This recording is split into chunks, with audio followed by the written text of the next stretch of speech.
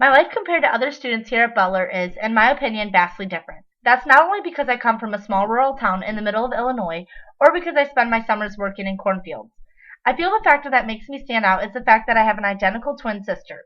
According to BabyCenter.com, in 1994, the likelihood of having identical twins was about 1 in 285. However, after attending high school and starting college, the uniqueness I felt for being a twin slowly began to fade. I spent my childhood in Rock Falls, Illinois with my family. My family would be defined as a nuclear family because I lived with my mom, dad, older sister Kelsey, and my twin sister Allie. Our family functioned well in Rock Falls. Because my parents were teachers, I would spend my days at our babysitter Carolyn's house, where several of the other neighborhood kids went. My dad had a second job which required him to be gone one weekend out of every month. To us, dads went and made the money, and moms took care of the kids.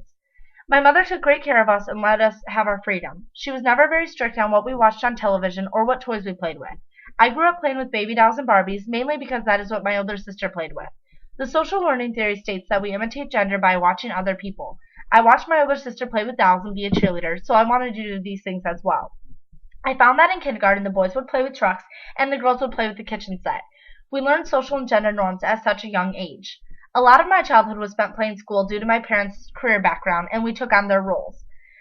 A teacher is what I always wanted to be when I grew up. I learned that you could be a male or a female and be a teacher. Of course, now that I'm older, I find it interesting that my mom is a 5th grade teacher and my dad is a physical education teacher. The subjects they teach seem pretty gender specific. My family moved to Dixon after my sister and I finished up kindergarten. Our social status and upward social mobility allowed us to build a new, bigger house in a more suitable neighborhood and let us attend better schools, which led to me and my sister getting an exceptional education compared to what we would have received in Rock Falls. A functionalist perspective would see that we were taken out of our normal environment and placed into a new one, but we were still able to function. I found Allie to be my biggest socializer. I had the same set of friends from 1st grade until middle school. Then our friend group expanded again when we reached high school. It was hard going to high school because my dad was a teacher at my middle school. I had to be a good student and work hard because all the teachers knew I was Mr. Rix's daughter. I felt I had a bigger responsibility than other students to be respectful and follow the rules. Therefore, I felt that I was spending the majority of my time on my front stage.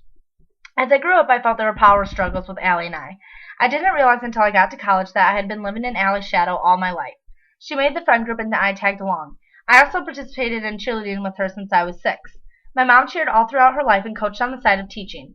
Allie and Kelsey loved cheerleading, and although I lost the passion for sport and questioned whether it was something I wanted to continue in high school, I couldn't let it go in fear that I would upset my mom or lose my sisters. I continued cheering, but I found I was able to branch out a little by joining the drama club in high school. I performed in all the fall plays and spring musicals and even landed the lead role my senior year. I loved acting, which was not something Allie enjoyed doing, so for the first time I felt like I had something that was only mine.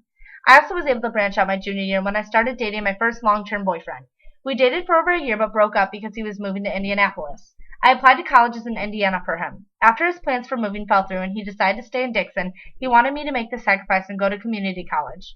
I didn't want to stay in Dixon, though, because I felt I had way more potential than that. I decided to visit the Indiana schools, even though I initially applied there for him. I visited Butler and instantly knew it was where I wanted to go. It was a beautiful campus and the people were so friendly.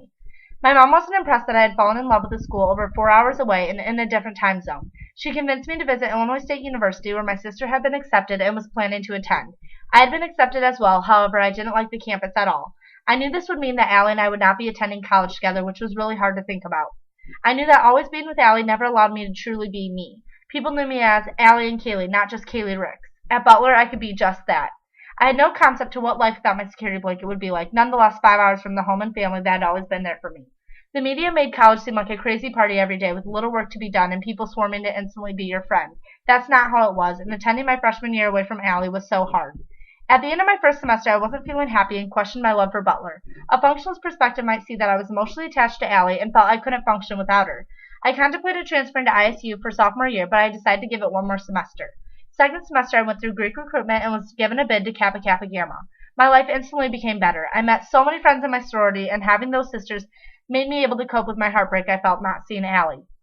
Now I am a sophomore and I live in Kappa. I have nothing but love for each and every one of my sorority sisters because they have helped make me who I am today. I could have given up and transferred last year. I could have even let a boy choose what college I went to, but instead I became my own person and I decided my path. My family, especially Allie, is a huge part of who I am today.